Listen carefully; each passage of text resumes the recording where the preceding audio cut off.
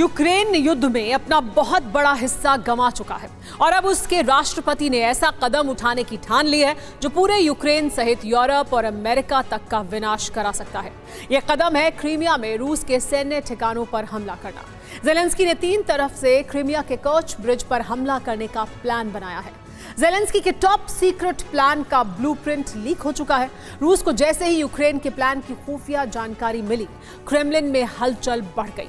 European खुफिया एजेंसियों के मुताबिक पुतिन ने काउंटर एटमी प्लान तैयार कर लिया है। क्या है जेलेंस्की के अटैक का ब्लूप्रिंट और पुतिन ने क्या एटमी तैयारी की है, देखिए ये रिपोर्ट।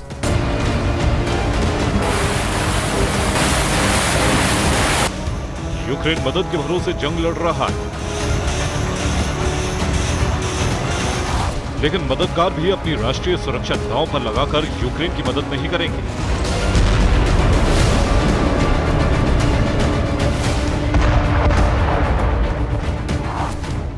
वो समय आ गया है जब जेलेंस्की पर समझौता करने का दबाव बनने लगा है। जेलेंस्की को एक न एक दिन इस दबाव के आगे झुकना ही पड़ेगा और इसीलिए वो यूक्रेन को रूस के साथ सौदा करने की हालत तक लाना चाहते हैं।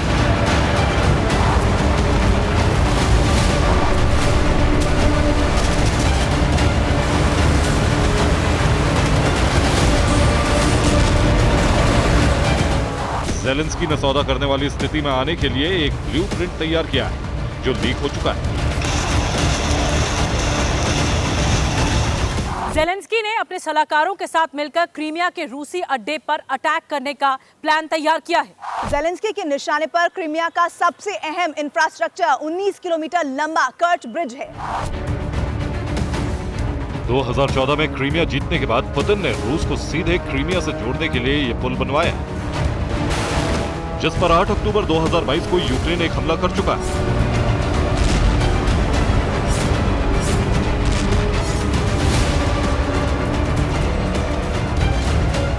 आठ अक्टूबर को क्रीमिया के कर्च ब्रिज पर एक ट्रक भेजा गया जिसमें बारूद था। कर्च ब्रिज पर जा रहे इस ट्रक में रखा विस्फोटक डेटोनेट कर दिया गया।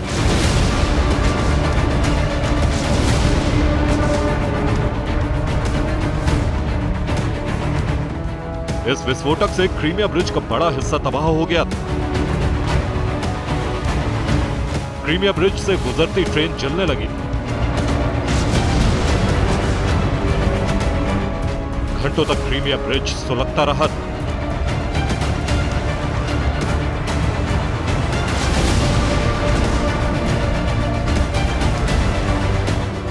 एक बार फिर यही पुल यूक्रेन के निशाने पर है।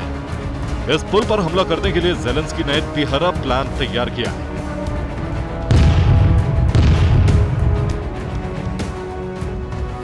यूक्रेन क्रीमिया के कर्च ब्रिज पर पहले की तरह वाहन में विस्फोटक भरकर उसे डेटोनेट कर सकता है। दूसरा प्लान है कर्च के ब्रिज के पिलर्स में डायनामाइट लगाने की कोशिश। तीसरा प्लान है अंडर वाटर ड्रोन से कर्च ब्रिज के पिलर पर हमला करना। यूक्रेन ने रूस के मॉस्कोवा युद्धपोत पर अंडर वाटर ड्रोन से ही अटैक किया था और वो ध्वस्त हो गया था। एक बार फिर जेलेंस्की इसका इस्तेमाल कर सकते हैं।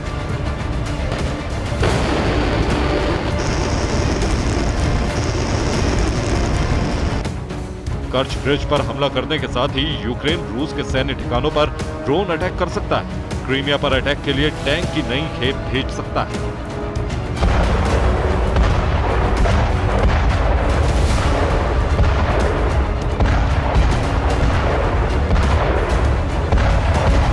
जेलेंस्की के इस वॉर ब्लूप्रिंट की खुफिया जानकारी रूस को मिल चुकी है। जेलेंस्की का प्लान लीक होते ही क्रेमलिन में हलचल बढ़ गई है।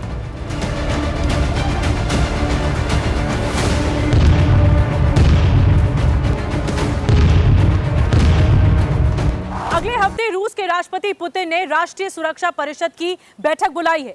अगर क्रीमिया पर अटैक हो जाता है तो उसका काउंटर प्लान क्या होगा या काउंटर अटैक करने के लिए क्या प्लान बनेगा, इसे अंतिम रूप दे दिया जाएगा इस बैठक में। माना जा रहा है कि कर्च ब्रिज पर हमले की स्थिति में पुतिन सुरक्षा परिषद से एटमी अटैक की सहमति लेंगे ताकि जरूरत होने पर एटमी हमले के लिए औपचारिकताएं पूरी न करनी पड़े। यूं तो कर्च ब्रिज पर हमला करना आसान नहीं है, लेकिन अगर यूक्रेन ने यह कोशिश की तो यूरोप से लेकर अमेरिका तक न्यूक्लियर बवंडर शुरू हो सकता है।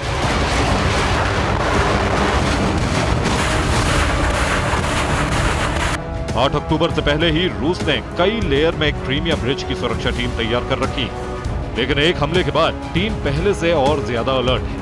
क्रीमिया ब्रिज के नए सुरक्षा बंदोबस्त भी आपको दिखाएंगे। पहले देखिए कि रोजाना इस ब्रिज की सुरक्षा कितने बड़े स्तर पर की जाती है। इस पुल की सुरक्षा के लिए आसमान से पहरेदारी एक सैटेलाइट के जरिए होती है। पुल की पहरेदारी में हथियारों से लैस सुखोई 30 फाइटर जेट तैनात रहते हैं। एक डेडिकेटेड रडार स्टेशन पुल की सुरक्षा के लिए बना हुआ है। Dedicated S-400 air defence system से पुल की सुरक्षा की जाती है। इसके साथ ही सुरक्षा के लिए एंटी सबमरीन सर्विलांस सिस्टम तैनात है। एयर अटैक रोकने के लिए एंटी एयरक्राफ्ट मिसाइल लगाई गई है। ट्रक माउंटेड रॉकेट सिस्टम भी पुल की सुरक्षा में तैनात रहता है। सुरक्षा के लिए शोल्डर माउंटेड रॉकेट भी तैनात है। इतना ही नहीं, इसके लिए सरफेस टू एयर मिसाइल भी 24 घंटे तैनात रहती है और पुल पर जगह जगह वॉच टावर भी मौजूद है। अब बारी आती है समंदर के रास्ते निगरानी की, तो इसके लिए एक युद्धपोत तैनात है। जगह जगह सोनार सिस्टम लगे हैं जो पनडुब्बी का पता लगाते हैं। सुरक्षा के लिए 24 घंटे पुल के नीचे गोताखोर मरीन कमांडो की ड्यूटी होती है। सिर्फ यही नहीं, पुल के आसपास ट्रेन्ड डॉल्फिन्स रखी गई और फिर कोस्टल मिसाइल भी तैनात रहती है।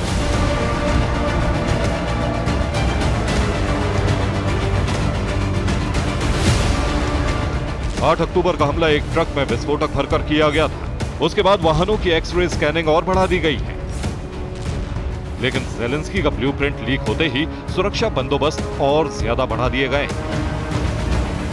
रूस ने ब्लैक सी में अपने वॉरशिप्स की गिनती बढ़ा दी है।